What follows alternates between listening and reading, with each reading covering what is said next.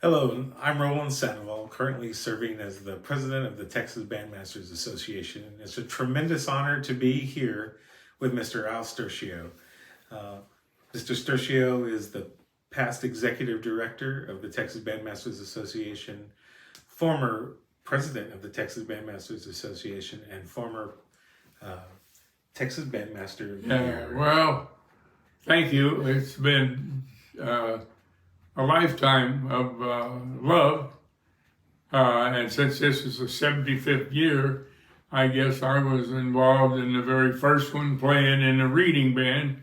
So that makes me an old fossil, not just because I'm 93 years old anymore, but there's a lot of things that never could be repeated, and doing and being with so many fine musicians and fine organizations that we were together with TBA. And so as we look back, so you say you remember the first TBA. Can you tell us a little bit about your first memories of TBA and that very first convention? Yeah, 75 years ago. Yeah, the first one was registration was in the foyer of the Alamo Heights High School auditorium, and it was quite a beginning with the band directors that were there then were wonderful teachers, and we just kind of went from there. And I can't remember right now, but I say there was probably I don't know, about I think 50, in the neighborhood of 50 band directors that was there for the first one. But Pat Arshers was the band director at Alamo Heights, and he was the one who worked as the executive director for TBA for the first 3 years. He was an excellent, great, fine band director, and he was so instrumental and in helping getting some different people from around and to come, and all of the band directors that have come to TBA, I think, have all taken away a part of our association in these 75 years.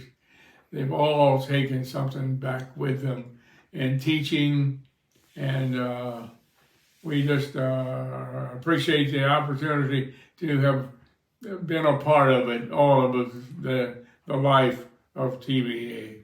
So what is it, over 75 years, you have so many roles there. So you're sitting in the very first reading band to serving as the executive director and serving on the board. What has been one of your favorite parts of the convention over the years? Opportunity to learn for band directors. It would not been in close that way. They might have a person that come in to do clinics, so forth. But this was something that was brand new, that was needed. And of course, that was so brand new, it was word of mouth. We didn't do, I think and I can't remember when, but I started the what do you call it, the newsletter. First one was a 4-page little printed thing that we started sending out to the people who had come to the convention the first time, and for many of them, and it really was fine. Then all of a sudden came the barbecue.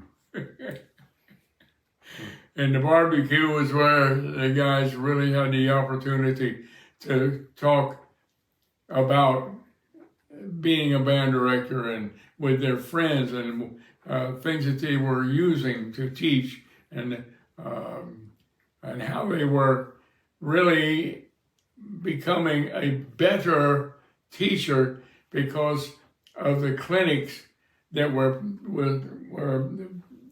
set forth from these clinicians that the band directors would never have an opportunity to see if they had not started this. So you've seen us grow from a band hall, and then we moved to a hotel. Well, we were in the auditorium and the band hall and anything, and then we moved, and I'm trying to remember what, because we went from there to a hotel, and is no longer there. It's called the White Hotel, and it's right across the street from the Greyhound bus station. Okay. Yeah, and from there, well, we went to the Granada Hotel, which is now used as an old folks' home. But it was the first place that we had a large enough auditorium because they built a convention type facility across the road, across the street. Went from there to the Marriott, because then the Marriott was built. And so we've had significant changes in opportunities for our band directors to also be involved with the way things had to be set up and changes that we had to do. Sure. To make it. What do you think makes TBA different from TMEA and Midwest? That's a hard one, isn't it, Mike?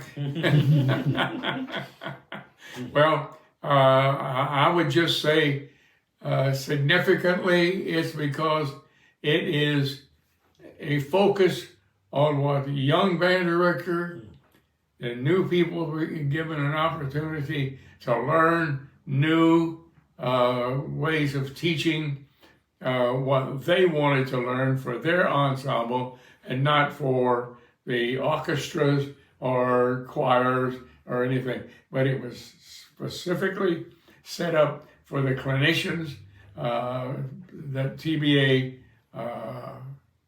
became a part of our band worker world. Yeah. And a big part of TBA has also been the family-oriented activities. Is that well? How could I go any further without saying the barbecue? That's been that was really something that grew, and we were able to go into the thing that was really experienced is What advice would you give a young band director in Texas? A young band director in Texas, get yourself to a Texas Bandmasters Association convention and spend every hour that you could going to the different exhibitors that you felt as if could help you become a better band director that you seem to be sufficient in. Because the kind of a band, the area that if you can't find something that you don't know, I'm not going to say that because there are some people who say they're finished, but they're not in the way they think they're finished. Sure, the learning never stops. Yeah, that learning never stops. So that's right. The board is very honored that we are now able to honor you with a legacy with the Al Sturchio Scholarship for years to come. When we talk about advice to young band directors, what advice do you have for those college students that are pursuing their dream to be music educators and band directors down the road? Well, you have the opportunity to learn a few things at the barbecue, believe it or not.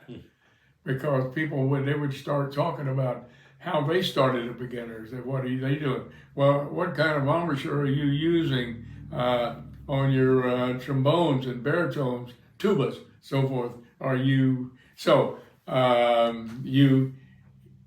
every part of TBA convention is a learning opportunity for a beginning band director or one that has been going for 20 years. Just feels as if he needs to learn more and do more. Then the actually one of the very important things is that they learned what was available to get to teach their plight in the band, all of them, and it's just it is the place that if you want to be a band director, go attend everything you can, listen and enjoy band directors and what all of them have done in their lives. That's important. That's awesome. Okay. And it's such an honor to be with you here. And Well, on behalf of the board of directors, we want you to know that Well, thank you. your legacy Well, will live on forever through the scholarship, and that's an impact that's going to It's change been, lives.